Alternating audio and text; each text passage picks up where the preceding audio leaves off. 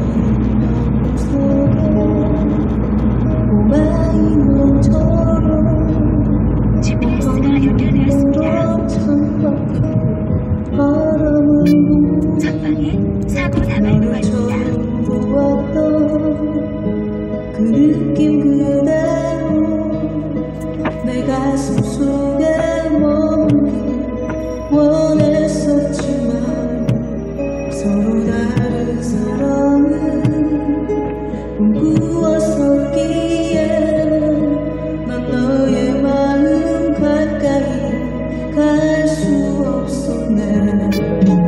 저 사랑은 눈물은 항상 나의 차례.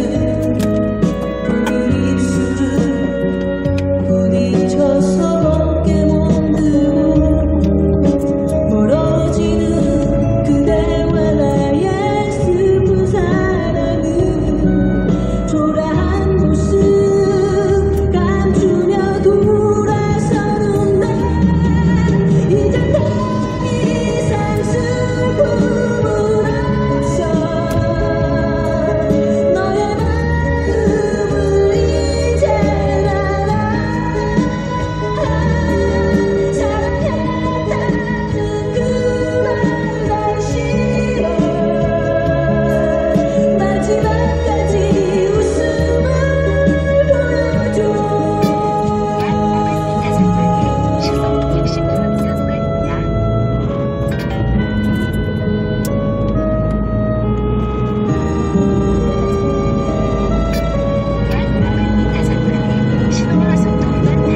사랑은 울면서 나의 차례. 부딪혀서 어깨 멍들고 멀어지는 그대와 나의 슬픈 사랑은 초라한 모습 감추며 돌아서는데 이제 더 이상 슬픔은 없어.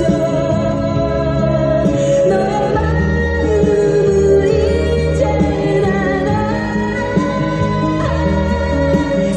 사랑했다는 그 말 난 싫어. 마지막까지 웃음을 보여줘. 이제 더 이상 슬픔은 없어. 너의 마음을 이제 알아. 사랑했다는 그 말 난 싫어. 마지막까지 웃음을 보여줘.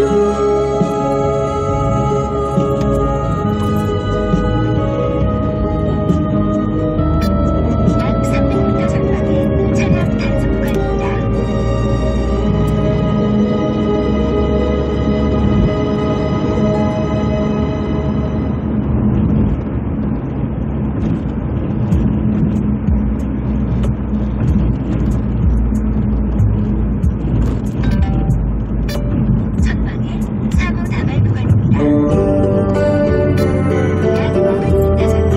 신호와 속도 위반 단속 구간입니다. 시속 60km 구간입니다.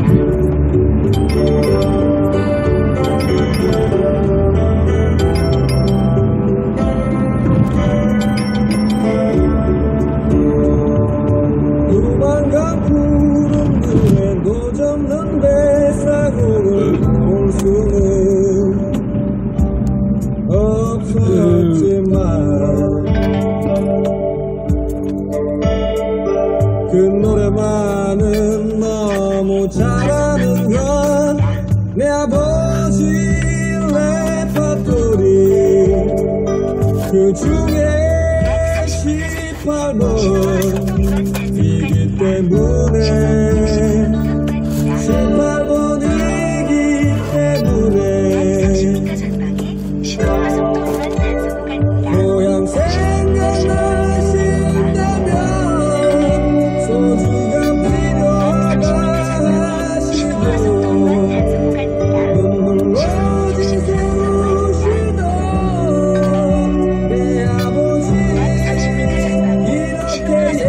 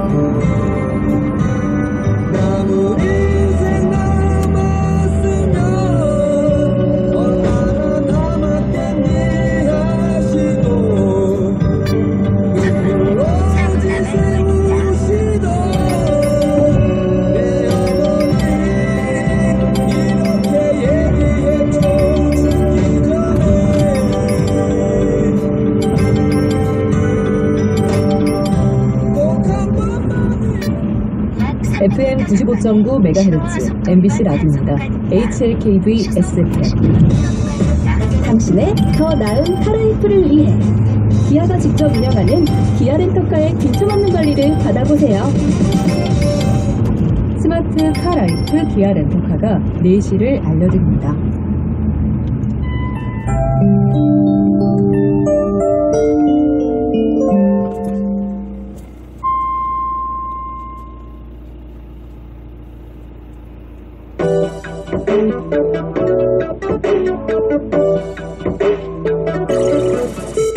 새로운 이 기분 좋은 느낌 그래 완벽함이 지금 All that music 언제 어디서나 함께 할 수 있잖아 Every day all day all that music 그때 그 시절 음악여행 낭만가요.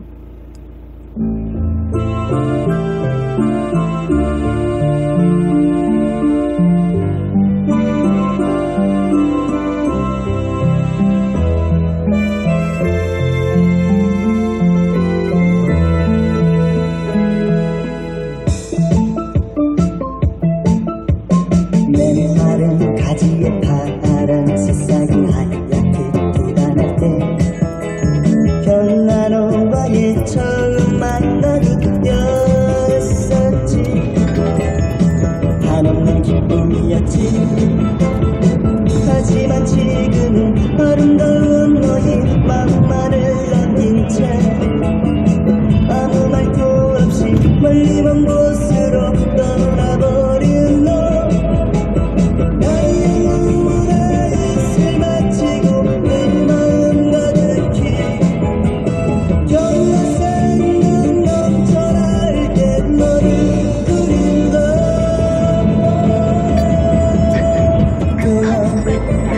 나 지금 너의 사진을 보며 생각에 젖는다 경아 오늘도 나는 내가 오기만 손 놓아 기다려 돌아와다오 돌아와다오 기다리는 내게로 돌아와 경아 돌아와 경아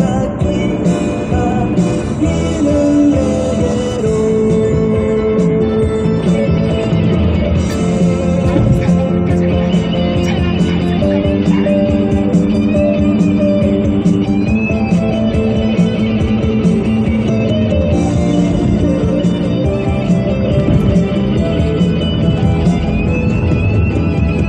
하지만 지금은 아름다운 너의 맘만을 잡힌 채 아무 말도 없이 멀리 먼 곳으로 떠나버린 너 나의 눈물에 입술 맞추고 내 마음 가득히 경아 생각 넘쳐날 때 너를 그린다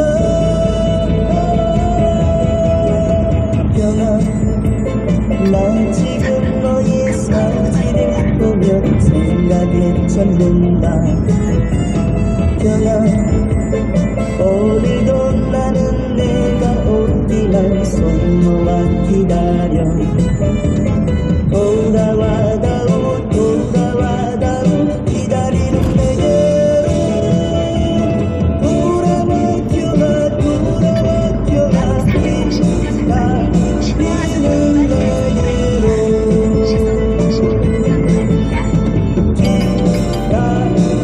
기다리는 내게로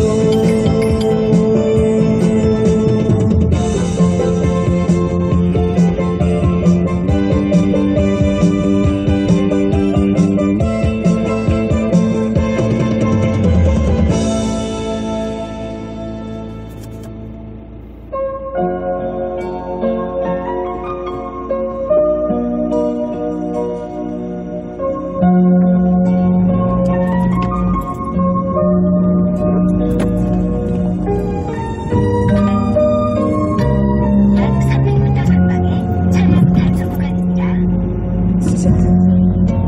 찬바람이 부는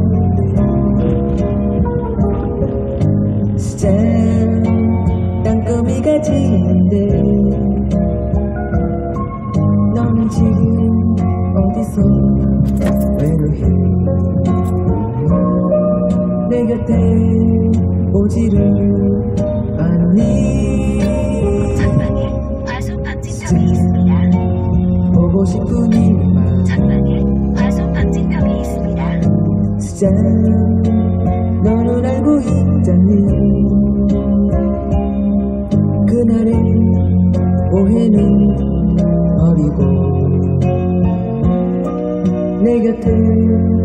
돌아와 주려. 수잔 난 너를 사랑해.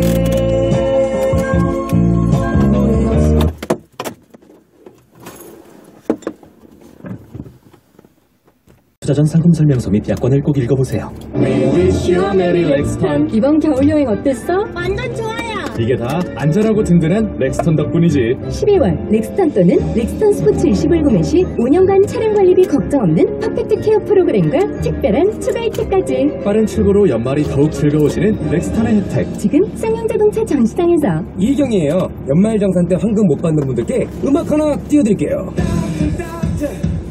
모바일 퇴직연금의 진단관리부터 직접 찾아가는 전문 컨설턴트까지 하나은행 연금닥터. 퇴직연금 IRP는 가까운 하나은행에서 만나요. 원금 손실에 유의하시고 자세한 내용은 하나은행 홈페이지를 참조해주세요. 표창원의 뉴스 헤이틱 7시 10분에 3부 미디어 프로파일링으로 돌아오겠습니다.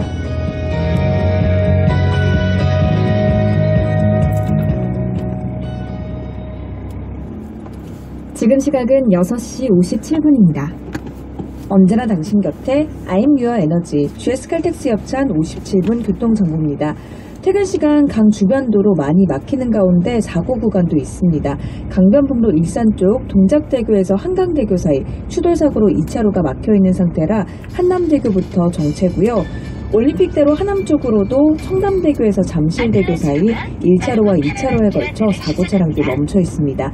반포대교부터 시작된 정체 천호대교까지 쭉 이어지고 이 구간 1시간 15분 이상 오래 걸립니다. 또 강남 순환로 성산 쪽으로는 봉천터널 안 1차로에 고장차 서 있어서 각각 차로 변경 유의하셔야겠습니다. 한편 여의도에서는 야간 문화제가 진행 중인데요. 국회의사당역 2번 출구 앞 하위 2개 차로가 부분 통제되고 있습니다. 연민주였습니다. 언제나 당신 곁에 I'm Your Energy GS 칼텍스 협찬 57분 교통정보였습니다.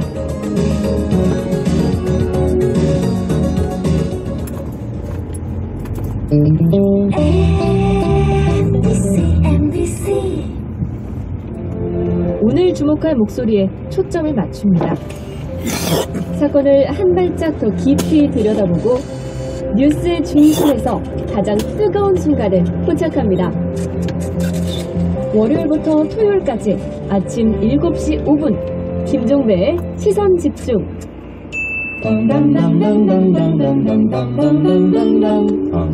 삶의 무게 앞에 당당한 우리 당당이들 어서 오세요. 매일 아침 9시 5분 여성시대 양희은 서경석입니다.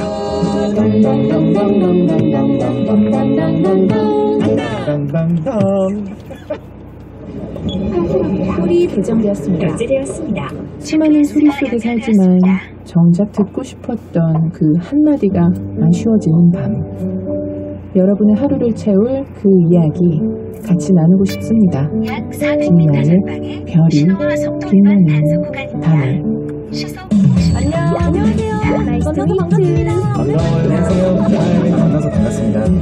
나와 생각이 다른 당신을, 어제와는 또 다른 우리를, 편견 넘어 진짜 세상을, 나도 잘 몰랐던 나를 만나면 좋은 친구 MBC. FM 95.9MHz MBC 라디오입니다. HLKV SFM 아이유입니다. 지금 마음속에 한 사람을 떠올려 보세요. 첫 번째로 떠오른 소중한 그 사람처럼 우리 마음속 첫 번째 금융 우리금융그룹이 7시를 알려드립니다.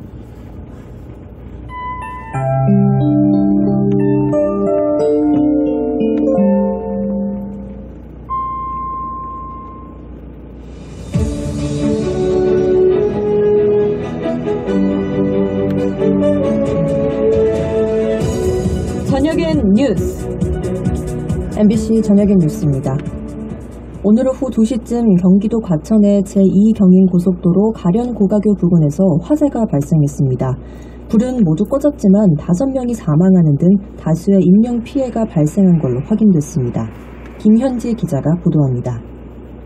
오늘 오후 2시쯤 경기도 과천시 제2경인고속도로의 가련 고가교가 커다란 불길에 휩싸였습니다.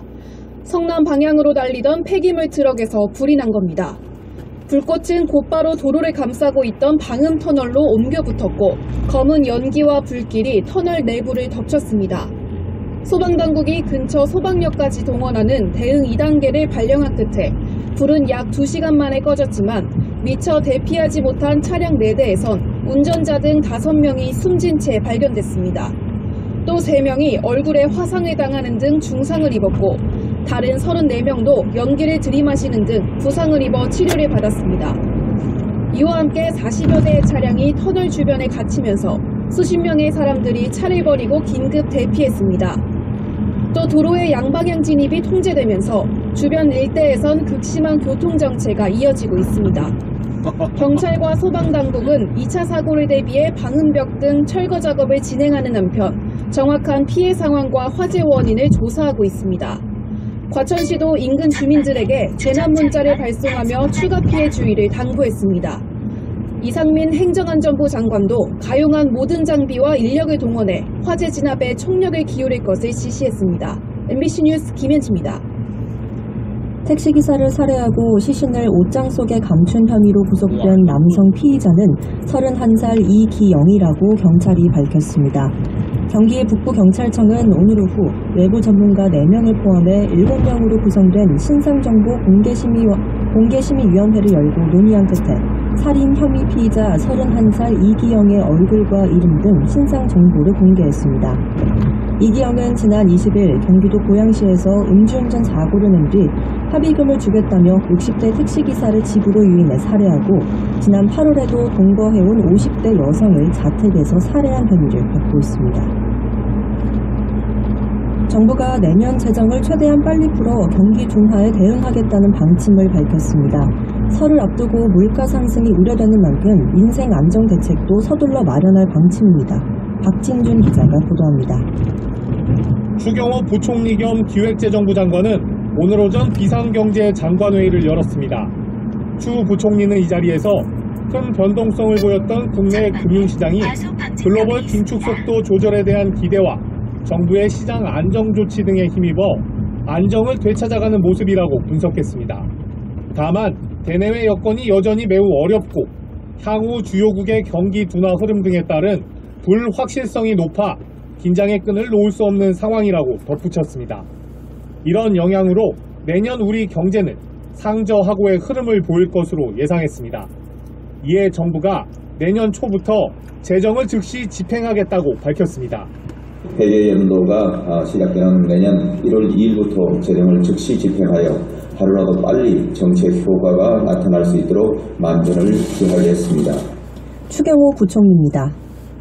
특히 상반기에 내년도 재정의 65% 이상을 집중 집행할 계획입니다.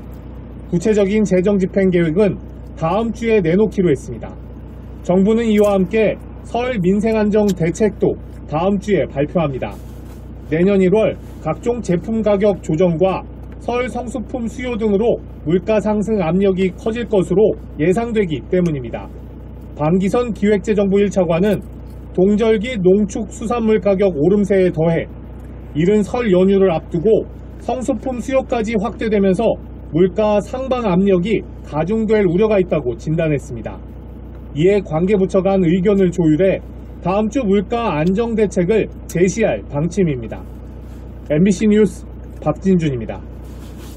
김봉현 전 스타모빌리티 회장이 도주 행각 48일 만에 검찰에 붙잡혔습니다.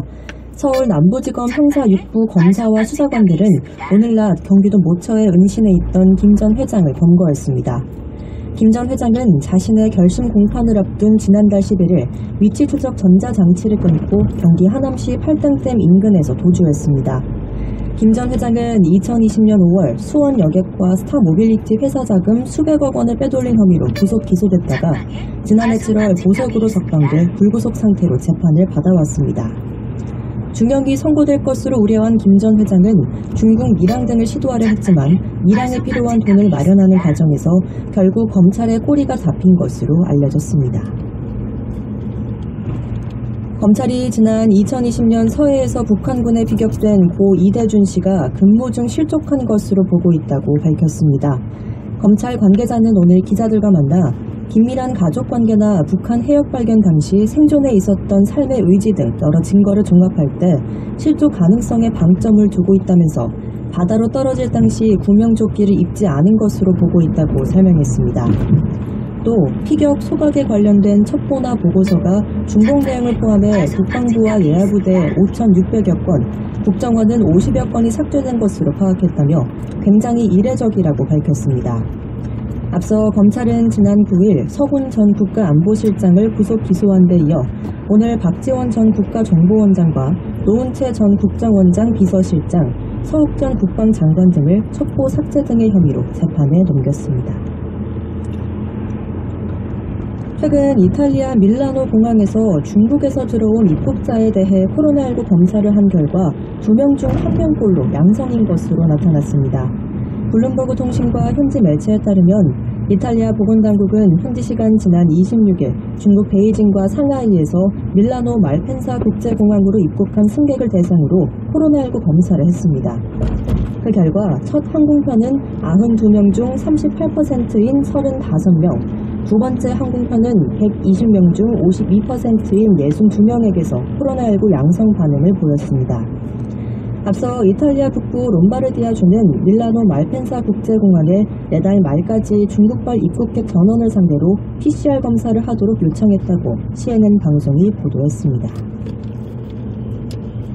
중국의 코로나19 확산세가 심각해지자 세계 각국에서 중국발 여행객과 관련해 입국 규제를 강화하고 있습니다. 미국은 다음 달 5일부터 중국과 마카오, 홍콩에서 입국하는 여행객에게 비행기 탑승 전 이틀 이내에 실시한 검사 음성 확인서나 코로나19를 알았다가 회복했다는 증빙 서류를 요구하기로 했습니다. 일본은 오는 30일부터 중국으로부터 입국하는 사람 전원에 대해 코로나19 검사를 실시할 예정입니다. 이탈리아와 대만 역시 중국 본토에서 오는 여행객에 대해 코로나19 검사를 의무화하기로 했습니다. 날씨입니다. 오늘 밤과 내일도 전국에서 추위가 이어지겠습니다. 또 이른 새벽에는 경기 남부와 충청권 북부에서 1cm 안팎의 눈이 오겠고 서울 등 중부지방 곳곳에서 눈이 조금 날리겠습니다. 내일 아침 기온은 서울 영하 6도, 파주 영하 12도, 낮 기온은 서울 1도, 광주와 대구 5도로 오늘과 비슷하겠습니다. 강추위는 모레 토요일까지 계속되다가 새해 첫날인 일요일에는 서울 최저기온이 영하 3도, 낮 최고기온이 4도까지 올라 평년 기온을 웃돌 것으로 예상했습니다. MBC 저녁의 뉴스를 마칩니다.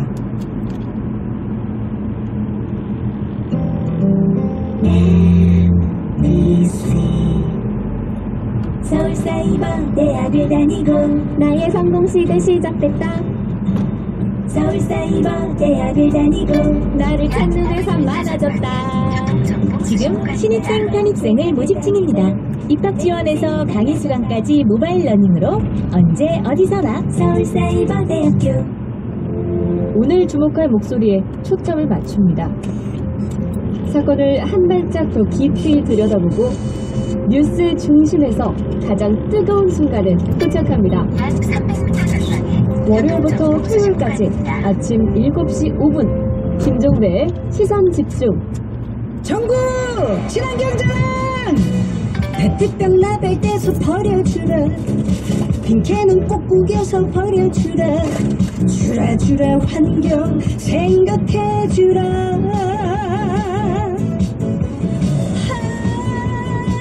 요즘 대세 친환경 아니더냐. 좋아 나도 할래. 오늘도 야무지게 에코.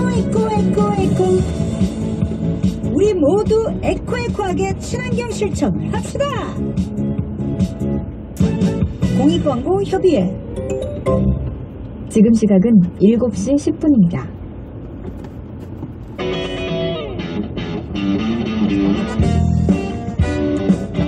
이슈는 퀵, 분석은 킥. 빠르고 날카로운 시사 프로그램 표창원의 뉴스 하이킥.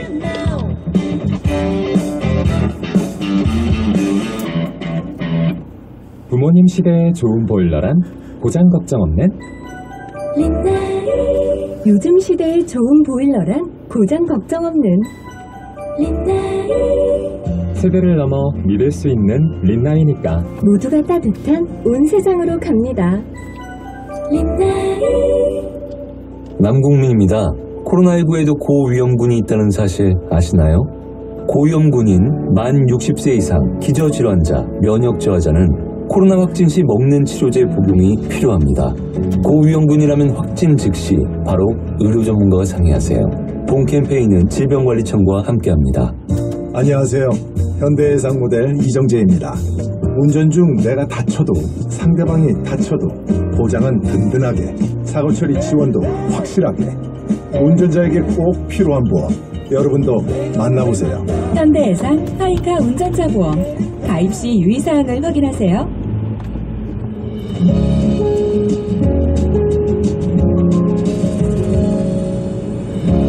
우리 가까운 곳에 어느새 흐르고 있었던 행복들, 깨달은 걸음마다 불빛 담은 행복마다 미소 짓던 우리 모습, 물결 따라 물빛 따라 우리 곁에 K-워터.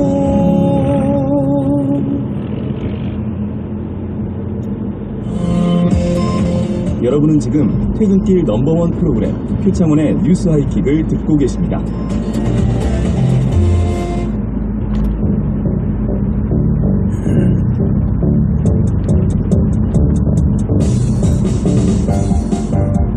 네, 목요일 이 시간 여러분을 찾아뵙는 미디어 프로파일링 코너입니다.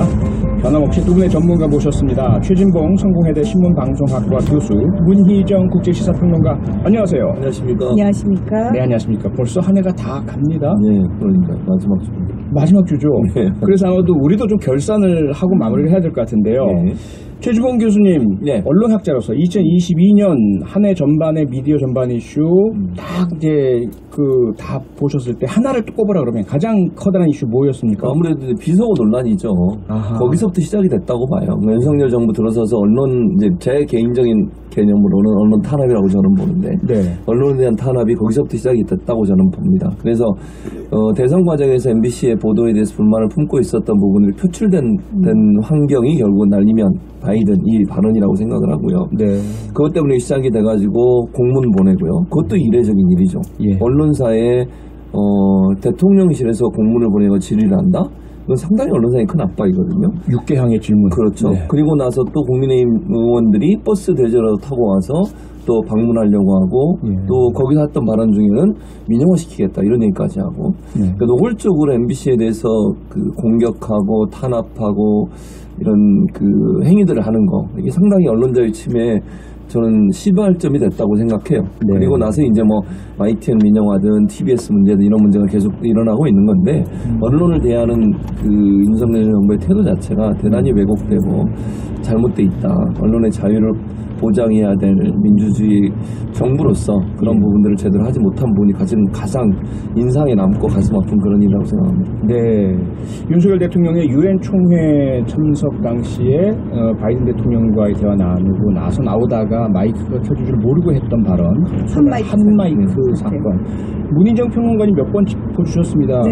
이렇게까지 크게 될 일이 아니었다. 그렇지 않습니까? 그래서 많은 분들이 굉장히 이례적인 일이었잖아요. 사실 외국의 사례를 보면은 미안하다라고 사과하고 실수하면 되는 문제고, 실수였다라고 인정하면 되는 문제고, 네. 왜냐하면 워낙 비일비재하게 일어나는 일이니까요. 그렇더라고요, 보니까. 맞아요. 예. 근데 그게 중요한 건 거기서 끝났으면은 아무 문제 없었을 것 같아요. 제가 봤을 때는 이렇게 논란이 안 됐을 텐데, 문제는 그걸 실수라고 인정하지 않고, 사실은 많은 분들이 대승적으로 그냥 인정하고 하나하나 조목조목 따지고 들지 않아도 되는 부분까지 이 정부가 특히 언론 보도에 대해서 따지고 들었다라는 거죠. 그리고 거기다가 너무 거창한 이유들을 붙였어요.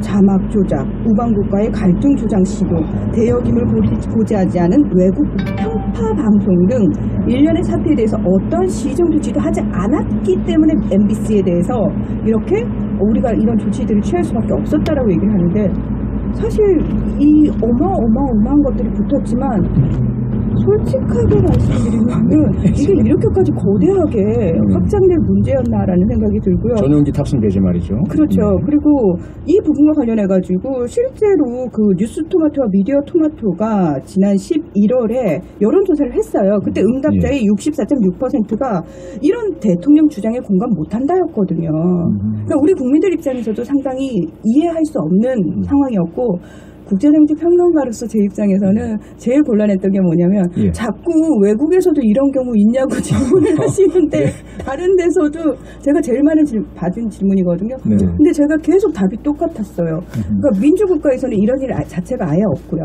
그러니까 이런 식으로 전용기 배제를 한다거나 이런 일 자체가 없었고요.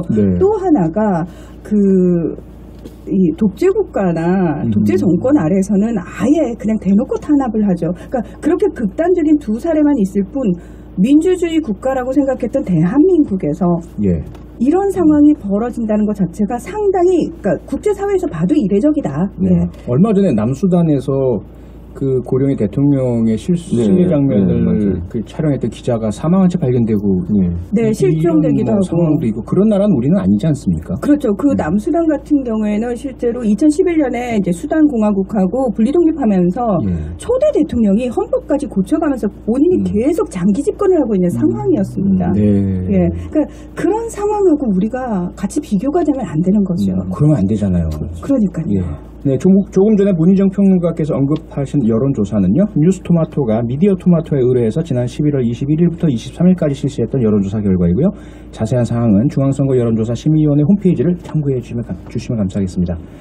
최진봉 교수님, 사실 그 사태가 워낙 컸기 때문이긴 하지만 뭐 다른 쪽을 보자면 소위 도어 스태핑이라고 얘기했던 윤석열 대통령이 그 기자들과 출근길 문답을 시도했던 거 역대 정권 어디에서도 하지 않았던 그런 새로운 시도 아니었습니까? 그렇죠. 새로운 시도였죠. 그러니까 그런 점은 신선한 면이 있었고요. 또 본인이 청와대를 나와서 용산시대를 열면서 소통하겠다는 강한 의지를 표명을 했고 그 의지의 표명 중에 하나가 바로 도어 스태핑이었는데 그게 이제 사실은 좀 논란이 있었죠. 그러니까 출발은 좋았는데 그 정무적인 판단이 안 되는 발언이나 아니면 문답 내용들 때문에 구설수에 오르고 지지율 하락에 영향을 미치고 이러다 보니까 사실 여당 내에서도 그 도스텝을 계속 해야 되는 거에 대한 문제점을 지적한 여론들이 많이 있었어요.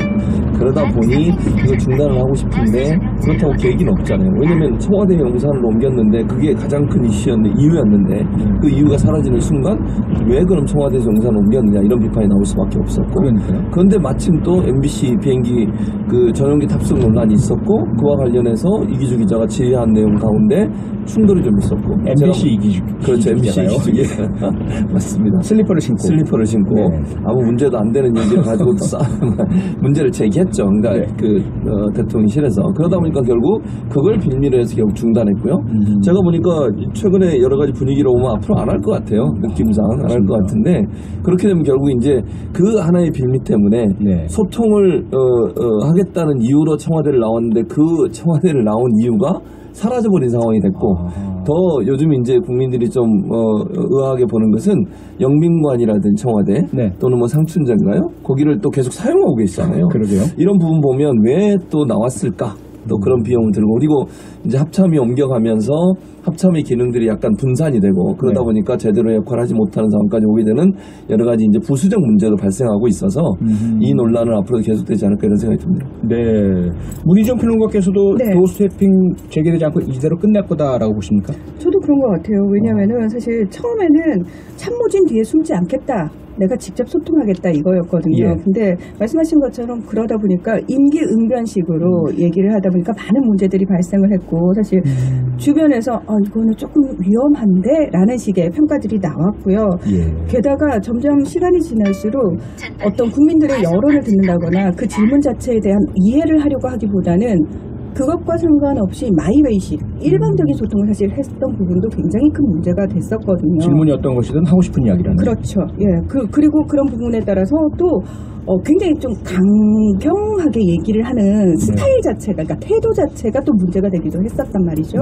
자, 그런 상황에서 이거는 조금 뭐 핑계 또는 명분 굉장히 잘 잡았다라고 저는 생각을 해요. 그래서 결국은 책임은 다 MBC한테 밀었습니다. 대통령실은 현재 MBC에 요구한 책임 있는 조치가 이루어지지 않으면 도어 스태핑 재개의 명분이 없다라고 얘기를 하고 있어요. 이거 다 MBC 때문에 우리 못하고 있는 거야 라고 얘기를 하는데 실질적으로는 이제는 하향식 소통을 하겠다라는 거죠. 이제 뭐 눈치 볼 필요도 없고 내가 하고 싶은 말만 그대로 하겠다. 그러니까 이거는 사실 소통이라고 말할 수 없는 부분이고 언론에서는 워낙 좋게 포장을 해서 제한적 소통이라고 계속해서 소통이란 단어를 붙이는데요. 이게 왜 소통인가요? 이건 그냥 일방적으로 우리 본인의 의견을 계속해서 이야기하는 것일 뿐이죠. 네. 지금 뭐 제한적 소통, 새로운 소통 방식 문재인 평론가님이 말씀하신 것 대통령실의 발표에 따르면 이제 신년사도 생방송을 통해서 대통령이 발표하는 형식으로 1일에 이런 예정이라고 좀 나오고 있고요. 그리고 또 하나 지금 구상 중인 방식이 과거에 미국의 대공황 시절에 프랭클린 루즈벨트 대통령이 했던 노변 정담 같은 방식 이런 것도 이제 구상하고 있던데요. 이 부분은 새로운 소통 방식으로 어떻게 보세요, 최 교수님? 저는 지금의 시대하고 그 루즈벨트 시대하고 같은 시대가 아니잖아요. 지금은 투웨이 커뮤니케이션, 그러니까 소위 소통이 아주 원활하게 일어날 수 있는 다양한 형태의 커뮤니케이션 방식들이 또 플랫폼들이 개발되고 운영되고 있는 상황이거든요. 그런 상황에서 일방적으로 메시지를 전달하는 형식의 원웨이 커뮤니케이션 수단이 과연 효율성이 있을까? 저는 아니라고 봅니다. 사실 지금 말씀하신 예컨대 이명박 전 대통령이 예전에 재임실 했던 주례 라디오 방송 혹시 기억나세요? 일주일에 한 번씩 있거든요. 그거하고 비슷한 생각이 들어요. 그러니까 그건 일방적인 메시지 전달이잖아요. 소통이라 하면 상대방의 의견도 듣고 본인이 했던 얘기에 대해서 어떤 질문이 있거나 아니면 궁금한 거 있을 때 문의를 하고 질의할 수 있도록 하는 기회를 주는 거거든요. 그리고 비판적 입장에 있는 사람들의 목소리를 들을 수 있는 통로를 갖는 거고요. 근데 그게 차단된 상태에서 일방적으로 하고 싶은 얘기만 하는 건 소통은 아니다 이거는. 그냥 메시지 전달일 뿐이고 그 메시지 전달은 지금처럼 이렇게 활발하게 쌍방향 소통이 이루어지는 시대에는 상당히 그 일반 국민들에게 부정적 이미지를 줄 수 있는 메시지를 들릴 수 있고요. 전혀 설득력도 떨어지는 그런 메시지가 될 가능성이 있다고 저는 봅니다. 그때 이명박 대통령 라디오 연설 무려 4년 5개월 동안 매주 월요일 아침에 진행이 됐거든요. 109번이나 진행됐어요. 근데 그때 정말 많은 비판들이 있었고 문제제기가 있었던 부분이 뭐냐면은 일방적으로 대통령이 나서가지고 정파 이해관계에 따라서 이제 본인의 특정한 어떤 입장을 계속해서 강조를 하는데 이걸 이용을 하고 있다. 그렇게 되면 야당의 반론권이 전혀 보장이 되지 않는다. 이런 비판도 있었고요. 게다가 국민과 공감대가 전혀 형성이 되지 않은 상황에서 끊임없이 그냥 일방적인 소통만 되다 보니까 나중에는 결국은 국민들이 별로 이 라디오 주례 연설에 대한 기대가 없는 거야. 그러니까 거의 듣지를 않는 상황이 돼버린 거죠. 그러니까 루즈벨트 대통령이 그 당시에 노변 정담을 했던 이유가 뭐냐면은 워낙 그 경제적으로 힘든 상황이었고 모두가 다 그러니까 어려운 상황이어서 국민들의 마음을 좀 어루만질 필요가 있기 때문에 조금 친근하게 그런 의도를 가지고 했던 거고 그게 버락 오바마 전 행정부 시절까지 좀 이어지긴 했어요. 물론 그때는 녹화를 했고 인터넷으로 영상으로 좀 바뀌긴 했습니다만 하지만 트럼프 들어서서 바로 바꿔버렸죠. 본인이 트위터 정치로 바꿔버려서 또 트위터 정치만의 또 문제점 이런 것들이 지적되기도 했고 지금 바이든 대통령은 사실 이런 식의 소통은 하지 않거든요. 그런 면에서 보면은 윤석열 정부가 시계를 거꾸로 돌리고 있는 것 같아요. 시간이 거꾸로 흐르고 있는 것 같습니다. Back to the Future. 갑자기 그 영화 생각이 납니다. 최 교수님 앞서 말씀하셨던 그 대통령실에서 이후에 했던 조치, MBC 기자만 콕 찍어서 대통령 전용기 탑승 배제를 했던 조치. 여기에 대해서 MBC가 헌법소원 심판 청구를 했죠. 네, 맞습니다. 이런 일이 언론에서 하는 일들이 좀 있었나요? 거의 없었죠. 언론은 지금 제 기억으로는 우리나라 언론사가 정부를 특히 대통령을 대상으로 해서 헌법소원을 낸 경우는 거의 없었어요. 물론 독재정부에서는 아예 그게 차단이 됐던 거고요. 민주정부 들어서고 나서는 그런 사례가 없었어요. 왜냐하면 민주정부 들어서 전용기에 탑승 안 시킨 경우가 없었거든요. 그러니까 최초의 사례라고 볼 수 있는 것 같고 저는 당연히 헌법소원 내야 된다고 생각합니다. 왜냐하면 이게 이렇게 지나가 버리면 안 돼요. 하나의 선례를 반드시 남겨야 된다고 저는 보고요. 그러니까 MBC의 주장은 이겁니다. 저도 거기에 동의하는 것 중에 하나가 뭐냐면 단순히 전용기를 태우고 안 태우고가 편의를 제공하고 아니고라고 대통령실은 얘기해요. 기자의 취재 편의를 제공했다. 그런 개념이 잘못됐다는 겁니다. 전용기 안은요. 대통령의 직무 공간이고요. 이동하는 중에도 직무 공간에서 일어난 모든 일은 취재의 대상이 돼야 됩니다. 그런데 그 취재의 대상에서 배제됐다고 하는 것은 언론이 취재해야 될 자유를 침해한 거예요. 또 하나의 문제는 전용기를 탑승하고 같이 갔던 기자들은 취재할 수 있는 환경이 됐었는데 민항기를 타고 갔던 MBC 기자들은 직항이 없어서 하루 늦게 들어가는 바람에 하루 전체를 취재를 못하게 됐어요. 그랬다면서요. 그러니까 전용기 탑승을 불허하는 것이 결국 언론의 국민의 알 권리를 대신하는 언론의 취재를 방해한 행위고 취재 자체의 접근권, 즉 권력에 대한 언론의 접근권 자체를 제한했기 때문에